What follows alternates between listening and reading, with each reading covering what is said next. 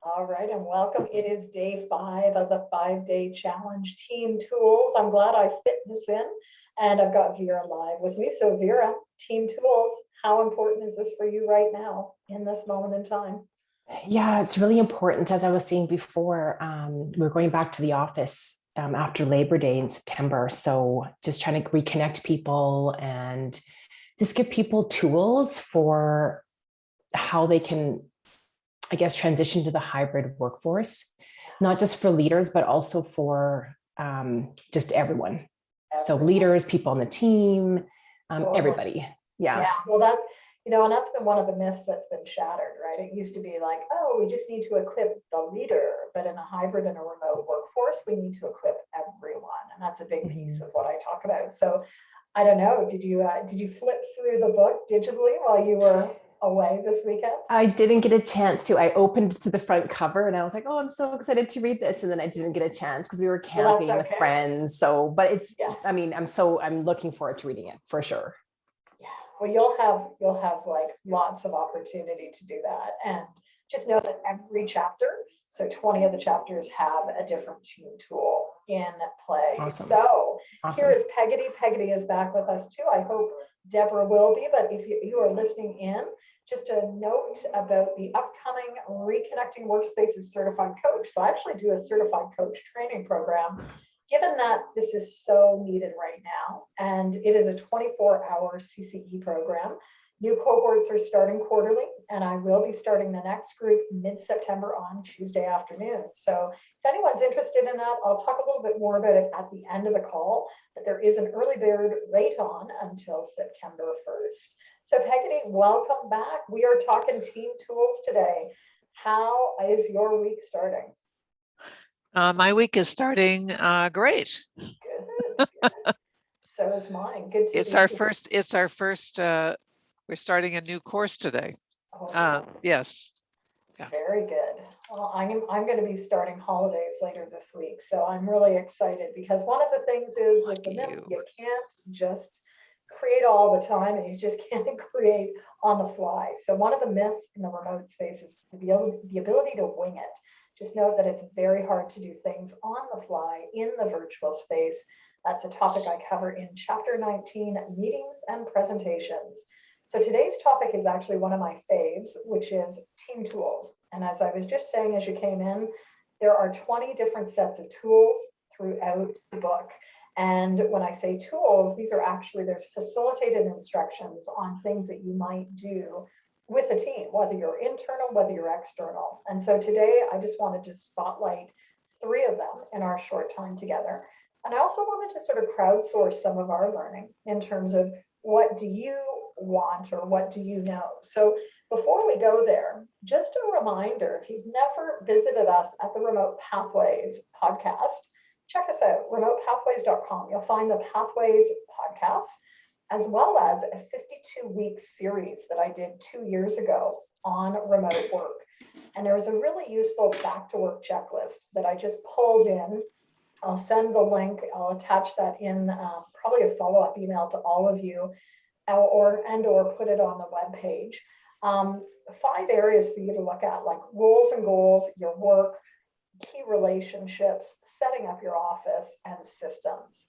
And these are really key things that we want to do a back to work checklist. Again, September is often seen as the second start to the year.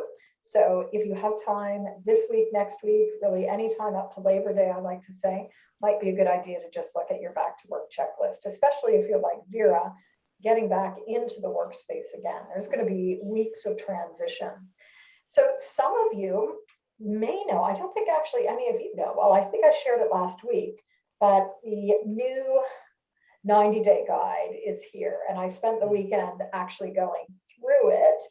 If anyone is interested in reviewing and potentially creating a review quote for the back of the book, let me know, because this week by Friday, I'll have to have a couple of endorsements for the book. So it's a pretty fast timeline, but if anyone would like to read it, review it, and comment on it, let me know after today's call. It's an exciting book. So today is really building your hybrid and remote toolkit. And I'm going to just share one of my favorite tools Because as we know, hybrid work, remote work, it's all about results and it's all about relationships. So I want to start first with the results, because if we can't get results, really hard to have the relationships. And so the number one tool that I like to really advocate for individuals and teams is a one-page plan. If you've ever taken a program with me, you know how important this is with group coaching. So, you know, part of the challenge of group coaching is helping group members find alignment with each other. And one way they do that is by sharing their one-page plans. This could be their plan for the month, it could be the plan for the program, the plan for the quarter, but it is just a one-pager that we can then circulate across the group. Now, interestingly enough, where that whole notion came from was my years of work with my hybrid and remote teams. And so I just wanted to take us back to the basics, because often we have these lengthy goal statements. We have, like, in my former world of work, it was 60-page plans for a year. None of us can execute 60 pages, but we can laser in to one page. So I'd invite you to spend a little bit of time, even for yourself, whether you do it this week or in the coming weeks, really highlight for yourself, what are your goals for these next 4 months? You know, from now until the end of the year, or from now until the end of September, really laser into what are your top 3 to 5 goals. And as you'll see on this, you've got goals, space to put a description, areas to put key timeline, resources that you need, and then what will help and what will hinder the relationship. And this is something that, like Vera, for you in your workspace, you can be putting this and sharing this across the team very easily, right? Whether it's physical, digital, a quick snapshot, it really becomes a connection point, an asynchronous connection point for people to start noticing, like, oh, Vera's working on this, and Peggotty's working on that, and Melissa's working on something else. And that will help us really see, I've got to reach out to Melissa because I know she's got something that, you know, touch point with what I'm doing. And I need to speak to Peggotty about something different. And oh yeah, I've got to talk to Vera as well. So I think one of the challenges for the remote and hybrid especially workspaces, is communication flow, right? And if you go back to what I shared last year, 2020, around the 7 remote enablers, we need things like communication, consistency, collaboration, strong culture. Those get supported with a one-page plan. So I just want to pause here. You'll see examples of one-page plans in Reconnecting Workspaces, or actually show up twice because I think it's such an important topic. But any questions on how you might use it, or if you have used one-page plans, what do you like about them? Well, I like one-page anythings. Yeah, I do too. What do you like about them, Peggotty? Well, you know, they're visual. You can put them they get down to the basics, right? They're good reminders. You can put them, you know, you can place them in places where you can see them, and they're easy to reference quickly. And so, and it's just, and it's easy to do. It's easy to do, and that's what we want, right? It's quick, it's visual, it's easy. And that's what we're aiming for in any hybrid and remote workspace. We want to make sure that, like, it works quickly, it works fast, and it doesn't take a lot of time. So welcome to you, Deborah. We're stepping into team tool 1 of 3 for the day. And as we get started, another one, you know, we talked a little bit about results, but the other part of the equation of high performance is, of course, relationships.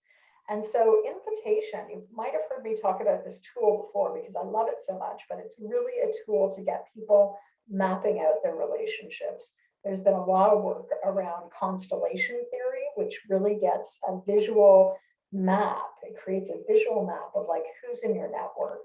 And so I'd invite you to think about, you know, as it relates to your team, as it relates to a client, who is in that environment. And I'll just sketch out a little one doing annotation, but, you know, I can think about, let me just map it out for, like, Reconnecting Workspaces. So, you know, I'm going to put in the midpoint here, RW, this is the book, but it's not just me supporting the book, right? I've got a whole series, this should be a big circle actually, a big circle of RWCs, Reconnecting Workspace Coaches.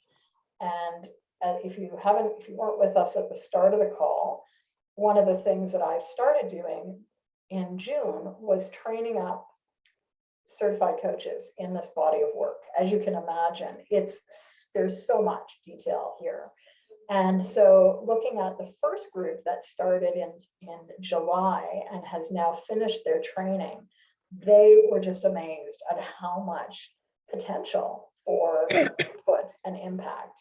And, we wrapped up almost a month ago now. Most of them are out taking the work forward.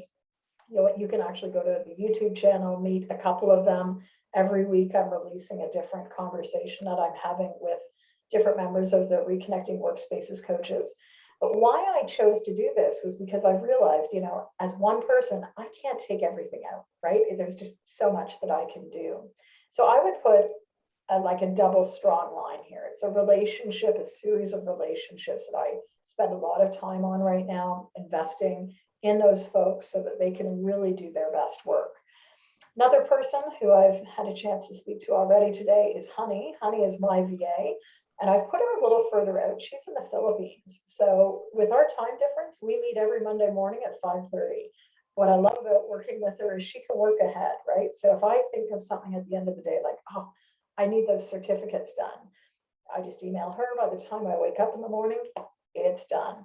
So she's a really big support for me and has been over the years. I also had another VA, I'll just put VA here. My last VA was with me for 3 years and was really key on helping me but really bring across the finish line Coaching Business Builder, PlanDoTrack, and she started laying the groundwork for the 90-day guide, which will be out next month. And as much as I loved her, I put a dashed line because sadly, at the end of last year, she decided that instead of just supporting all these different businesses, she was going to go work for a company. And that's, that's the lay of the land. So we are still in connection, but I don't get her support anymore, which is why I've put a dashed line. And so that's really insightful too, right? It's like, oh, it was a great relationship, still is a great relationship, but it really doesn't exist. So I would invite you, whether you're doing it for your own business or whether you're sort of looking at this as a tool to work with others, it can help us really see gaps, right? So like there's this big swath of land here, if I look at my own business, and it's like, okay, if I had my way, I'd have, an intern, I'd have a couple of interns actually. I'm putting I'm gonna make this big because one of the calls I have to make today is to an education facility to see if I can get a couple of interns to come in and help this fall as part of their business development work. And then there's also space over here. And I think, one of the things that I'm going to be looking for is like an OBM, an online business manager this fall.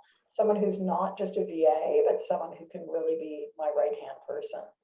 And just by doing that, 5 minutes, you start seeing visually some really key things. So one of the key elements for hybrid and remote is how do we make things visual? When we're not together, how do we either co-create learning or co-create a shared model? This goes back to Senge's work of like creating mental models to create learning and to create connection with each other.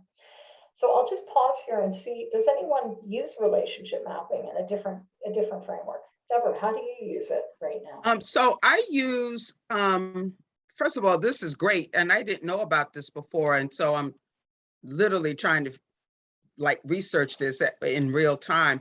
But what I use with my clients is a stakeholder map. Yes. And this is particularly helpful for the population that I serve. One of the biggest challenges that they have is establishing and building relationships with senior executives.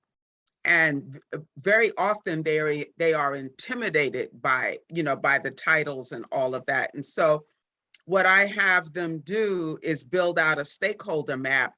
And what that includes is obviously identifying the person, but building a dossier on them, right? obviously using, information available in the public domain. I'm like, we're not going to be snooping around in people's trash or anything like that. That's a relief. Right, exactly, right. Because when you say dossier, immediately people start thinking about, oh, it's like undercover.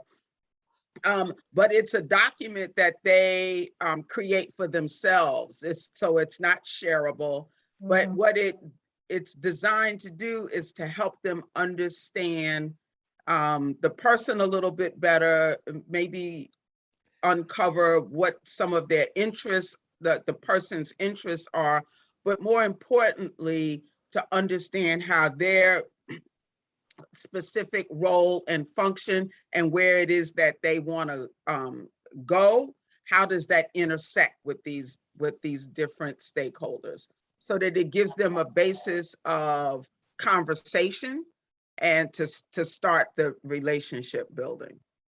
That's great. That's such a great thing. Yeah. Again, for teams, right? If we look at this as a team tool, just as you said, you might have one relationship, or as a team, you might really look at who are our internal stakeholders, who are our external stakeholders.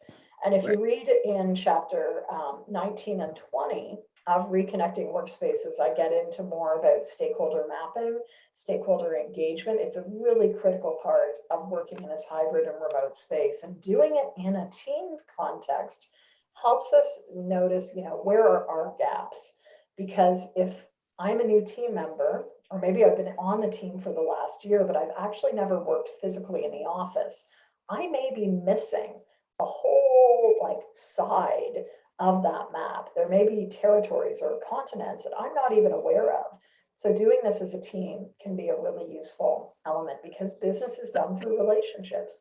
That's why one of the key themes from the last 5 days has been high performance is not just results, it's relationships. And a relationship mapping tool, either done on an individual, group, or team level, is something that can enhance our awareness around, what's there, what's not there, what's the strength of the relationship, what needs attention, etc. All right. So, go ahead. I'm sorry. Did you call this the Constellation Theory? So there's a whole body of work called Constellation Theory that came out of, I believe, and I might have this wrong, but I think it came out of family systems therapy work. And I could be wrong on that, but it's called Constellation Theory and Constellation Work. And there's an even bigger process behind this that I haven't even touched on. But as you're looking at deconstructing and identifying relationships, you can not only physically use, visuals, but you can actually recreate systems using items, using people, using a lot of things. So this is really the tip of the iceberg, but from a practical standpoint, just gets us thinking about who is there and what's important to note. Sounds good. Peggotty, any comments for you before I? Well, it sort of reminds me, I don't know if anybody's familiar with landmark education, but in the wisdom course, which is the best of the best, I think, you have to do an autobiography year by year of your life. And in each one, you have to identify who is that circle of people. Who is that? They call it the originating circle. Who's that? Who are those people with whom you are having conversations, right? Because it's all about the conversations that you have with people. It really is all about the conversation, right? That is this whole body of work. If we're going to reconnect, at what layers do you need the conversation, and who needs to be in the conversation, right? Like we will usually gravitate to a core set of people, but are those people the connectors? Are they the ones that are going to help you expand your work, etc.? So think about that. And that's a whole segue again, high performance, relationships, results. I'm just picking one tool from each. And then a third tool that we sort of touched on last week in different ways, of course, was the sparkers, right? What are the things that are going to get you thinking? And I think I shared this way back at our first call. And that day I had you think about, which or what question is going to get you to pause. One of the things that's missing in this space is the pause. We're just running. So how do we stop and pause? And I think I threw in my bag this morning. Let's see if it's in this magic bag of mine underneath my computer. Might be in my other bag upstairs. I thought I had brought the Conversation Sparker cards to just pull one. Let's see. I've got to head to the city today, so it's probably even in my vehicle outside the door. But yeah, it's not here. But let's pick one of those cards that you can see there. And I'll get you to think about what is the question that you want to sit with this week, right? It's Monday morning. So what is the question you want to sit with this week and use as an inquiry so that you can percolate on it? What I'll get you to do is just grab a question and write it down somewhere visual that you can carry forward. Okay, so just take 30 seconds right now, lean into your screen. Hopefully it's clear enough. What is one of those questions you want to lean into this week?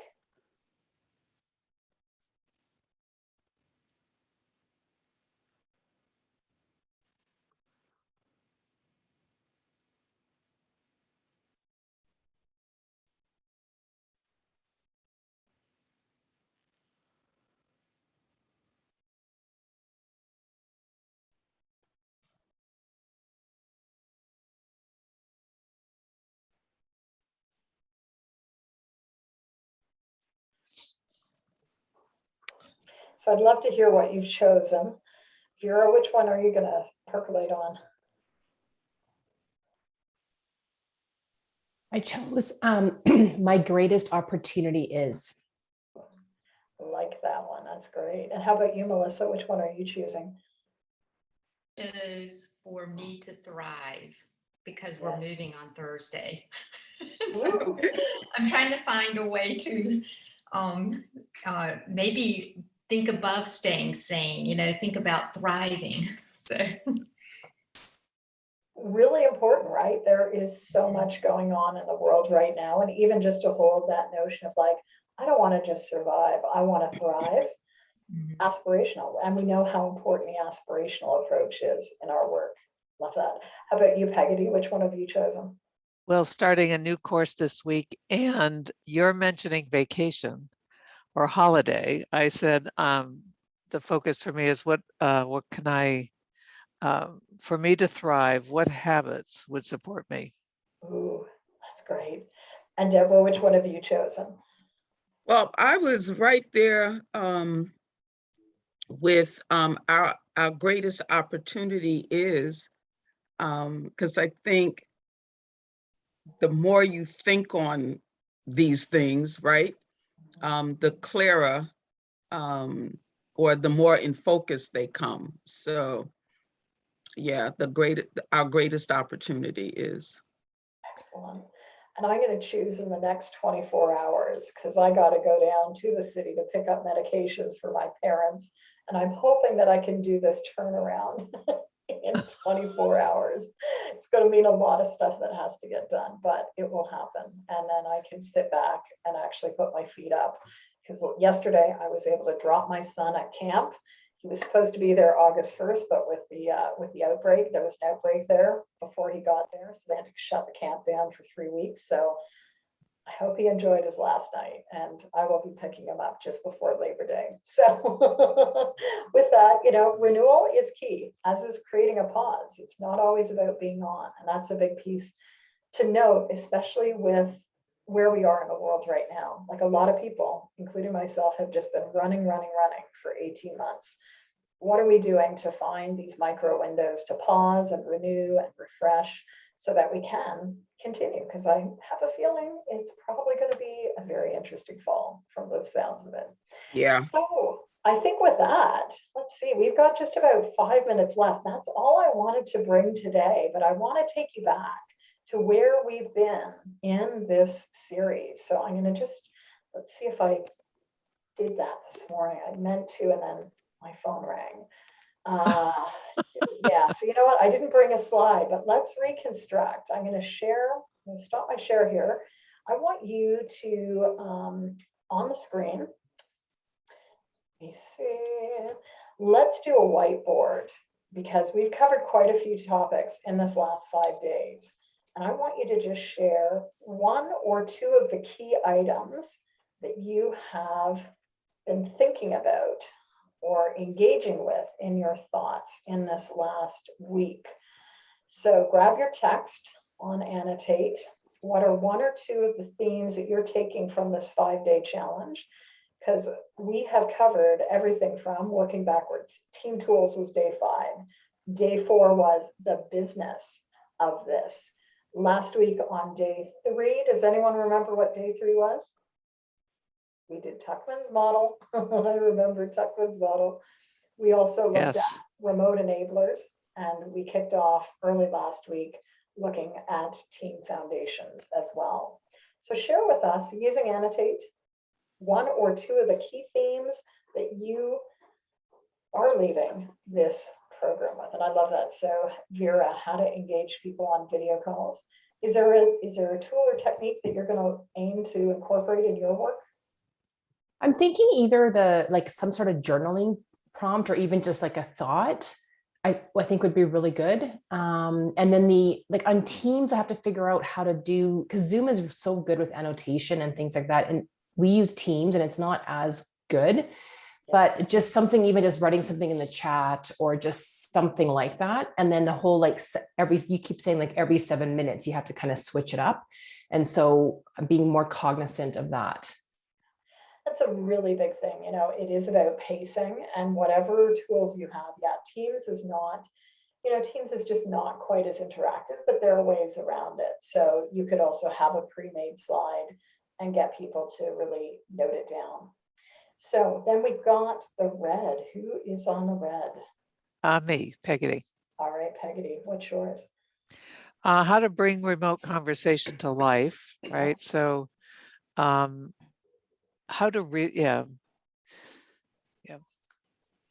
I want people when they leave a class to be so so engaged in what's going on that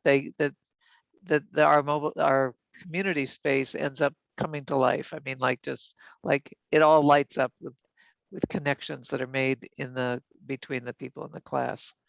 So how to create the space for ongoing engagement. And what I saw today is that, and something that you did was, and I can't remember what it was, that I need to like create a question a day for each of the platforms that we have that, seem to like sort of, they're very lethargic. So, I need to be the spark, I think. Ooh, of course. I love that. Yeah. Of course. Yeah, we do need to be the spark. And part of that is, as you said, it's creating the space for ongoing engagement, right? Was that yours as well, Peggotty, creating the space, or is it someone else's? Because, are we intentionally doing something every day? I think that's a big one. Yeah, thank you. Who put sharing the toolkit with managers? You as well, Vera. What would you like to share, do you think?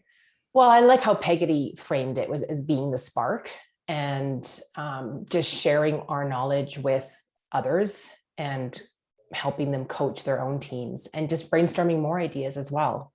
Yeah, everyone needs these skills right now, right? This is like the true ripple effect. And as you might know, my business motto or my business logo is the water drop. That was something I've had since we opened our doors in April 2004.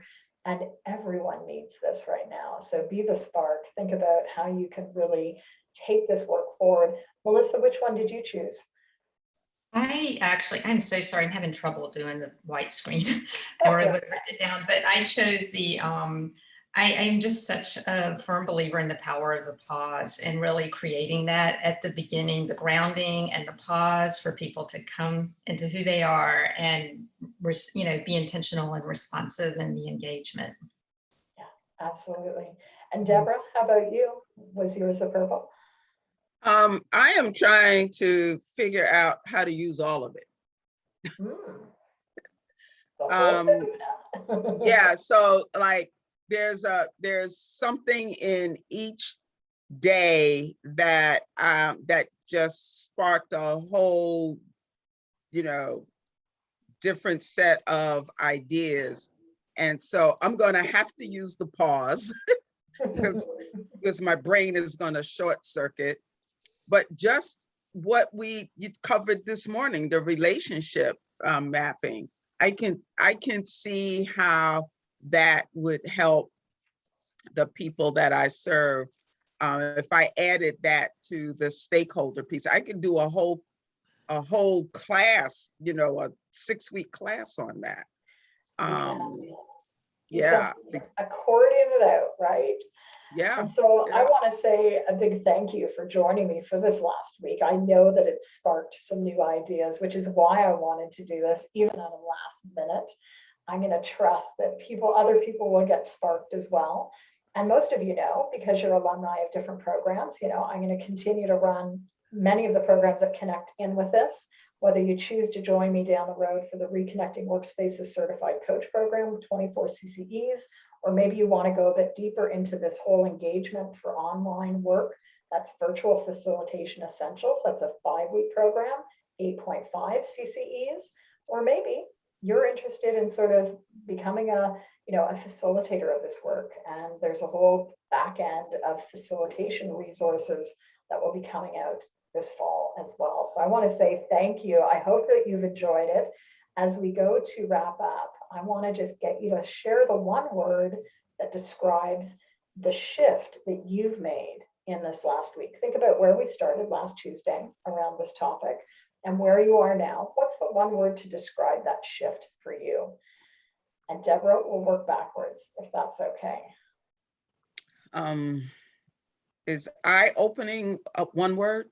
That's it. You can hyphenate, so that's one word. Awesome.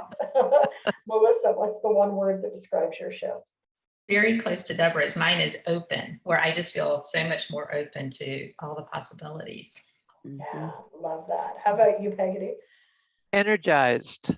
Energized. That's what I love about these. And Vera?